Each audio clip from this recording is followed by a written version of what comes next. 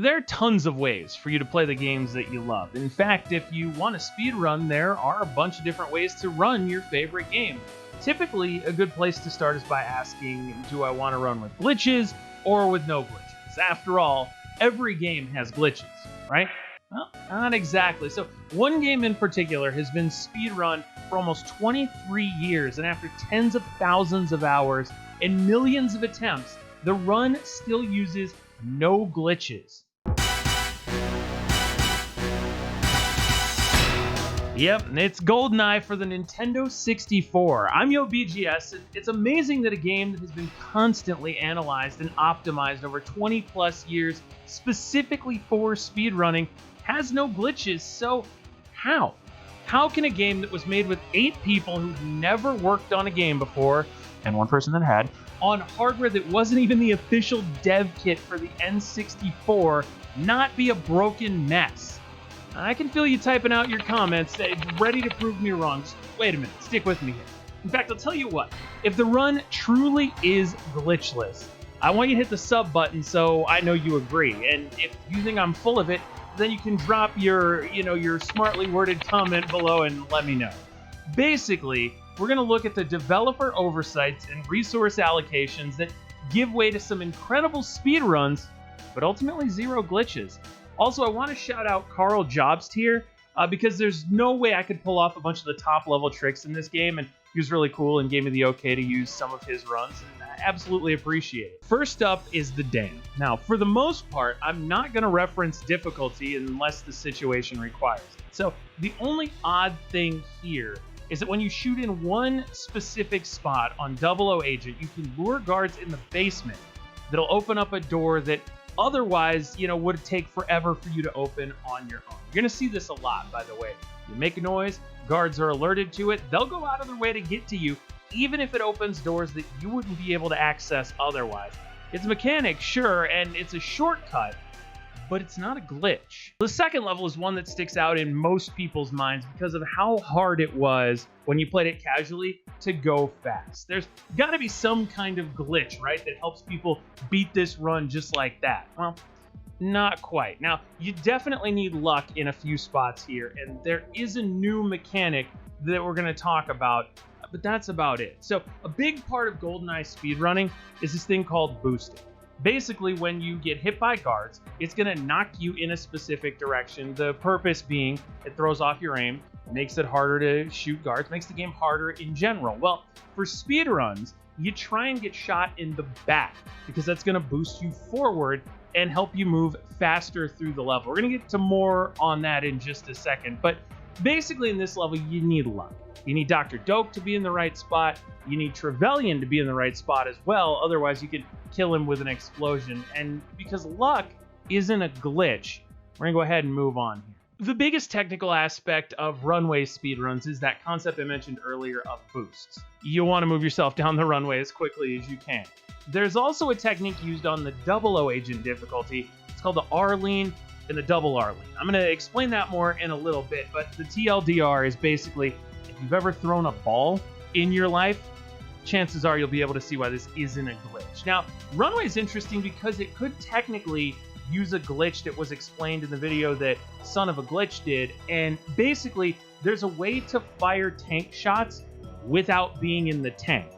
The thing is, not only would it be slower than you need it to be for the actual speedrun, but also you need the infinite ammo cheat on for it to work. To clarify, by the way, if you play with cheats, you can get weird stuff to happen in the game. The point of this video, though, is to look at potential glitches in the speedrun.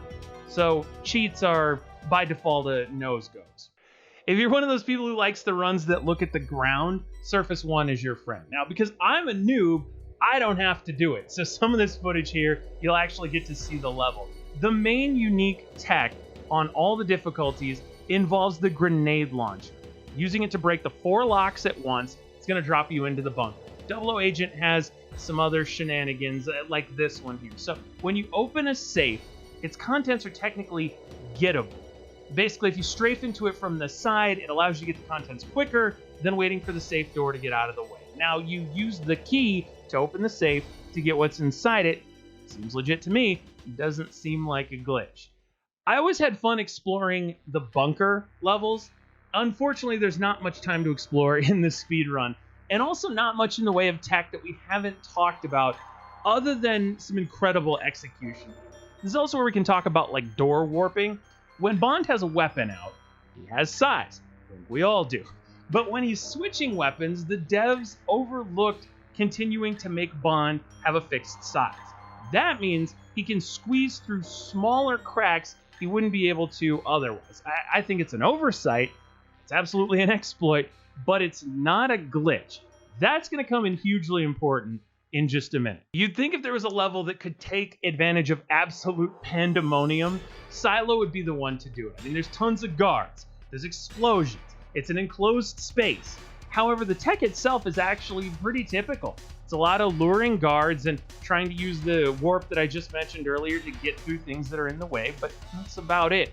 There's also a bit of strategy involved with pausing multiple times. Basically, if you pause more than once, it speeds up how quickly you can pause the next time.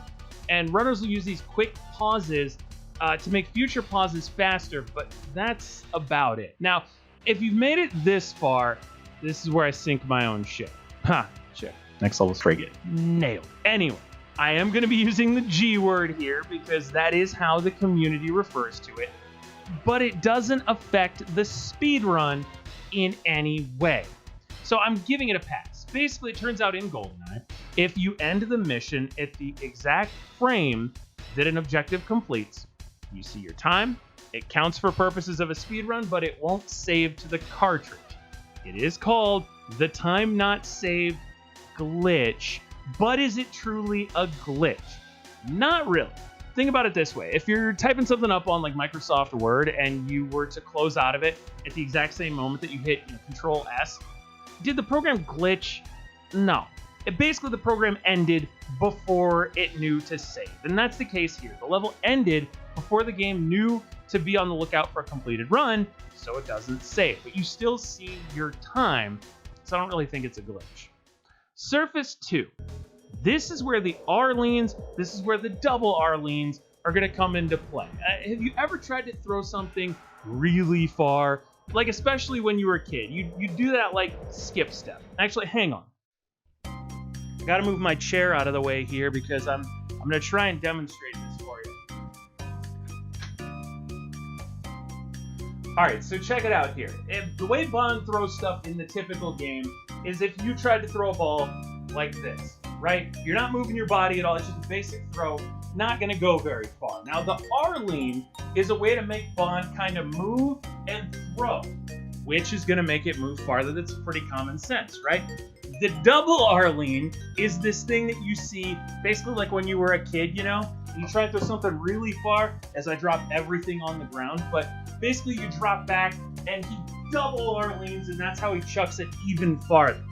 Throwing a ball, not technically a glitch. We're gonna move on here. I should not be sweaty just from pretending to throw something here. So I have to touch on Bunker 2 here because there is one thing in this run that could make the video obsolete. There's a super specific way to warp a jail cell door. It's not part of the run yet because it's kind of too precise. Could it be a glitch though? Stick around. Other than that, Bunker 2 is a lot of moving quick. It's a lot of using the guards' positions in the cutscene to make sure doors are open, and basically just hauling butt. Well, wouldn't it be great if luck could be manipulated in Goldeneye? Statue is one of those luck-heavy levels, and it can be heartbreaking at times. It does have a cool strat in it, though. You get to the end, basically you shoot Trevelyan, which cancels his animation, and it can speed up this part where he talks to you by getting him to talk to you sooner. Again, the damage animations were programmed into the game. Taking advantage of that, not necessarily a glitch, it's just a smart way to play. And then you move on to the archives, which focuses more on execution than anything else. Even on 00 Agent, basically all you need to do is run as fast as possible, then maybe set up a boost or two, haul it to the end. There's some discussion in the Goldeneye community about this thing called a ghost door. Basically, it's a door that's open for reasons that they don't really know why, but it's not really a glitch. Chances are it's something happening with the guards that we're just not sure of at this point. Okay, if you're a memer, chances are you have seen references to Streets before, whether it's the Streets 112 run or the fact that you look down most of the time instead of looking at the actual level. And for our purposes, it really is straightforward. Run to the end. Damage boosting is also involved, but you'd be hard-pressed to see it since the run of the level is basically just head down, haul it to the end, go as fast as possible. One of the shortest levels in a casual playthrough is actually one of the longest when it comes to the glitch discussion because it's got some quirks. Actually, most of the levels can benefit from this strat. It's the use of the 2-point-X control style. Now, basically, that means playing with, two controllers at once, and here's why it works out, although maybe not these two controllers in particular. In one controller play, the first controller is disabled during cutscenes. Two controller play, the second controller isn't. What that means is you can move and shoot with player 2 and do things in the cutscene that one player mode just can't. Again, it's an oversight by the devs because they forgot to turn it off, but it's not technically a glitch. And there's also this, the depot warp. At first glance, it absolutely looks like a glitch, but hear me out. Remember I told you earlier that the devs sort of forgot to make Bond full size when he switches weapons?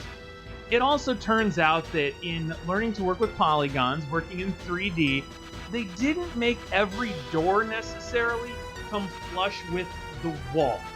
Have you ever squeezed through like an automatic door as it's closing or, gotten into a revolving door really quick? Imagine Bond getting really skinny. That's all this is. It's totally not a glitch. Oh my goodness, is the train ever a chaotic level? So there's guards, there's explosions, there's action. But are there glitches? Not so much. This is one of the biggest sources of curiosity for people in the Goldeneye community, though, because one person in one run was able to get outside the train. Nothing ever really came from it. It hasn't been able to be replicated. They weren't able to do much once they got outside the level. So for now, the big tech is using the laser to bop the guards, getting out of the train early by zapping the locks while Natalia's being held at gunpoint. I think that's just good spy work, right? If they're gonna let you escape, go ahead and escape.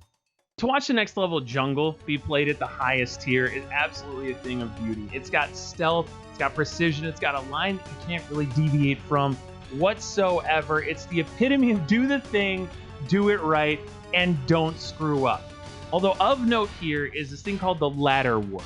Now, you create lag, the game can't process what to do with Bond, so he gets dumped at the top of the ladder. Here's the thing, a glitch is something unintended. I would argue this is Goldeneye working exactly how they wanted it to. In order for things to process, Bond's climbing the ladder animation is not one of those things. So basically the game handles what it should and temporarily ignores Bond. I'm still saying this isn't a glitch. Moving on, building on what we know from Jungle, the game's pretty set in its ways when it comes to what it's going to prioritize and how. Next two levels are going to utilize that to our advantage once again. Keeping in mind this is what the developers intended for the game to do, basically the next two bits of tech involve one, luring Natalia back from the table while trying to shooting her while she's doing her hacking objective. Again, like the Trev shot, they meant for damage animations to happen, so you're just using it in an unconsidered way. Now, when you throw a mine, if you throw it far enough and look away, the mine can technically despawn until you look at it again. This can be used in a few spots in Control to get mines places you wouldn't normally because it despawns, it goes through a wall, and then when it respawns, it's actually where it needs to be. Caverns, meanwhile, uses a lot of the previous tech. It's also going to make use of the despawning throw on some of the higher difficulties to blow up the tanks and save a ton of time.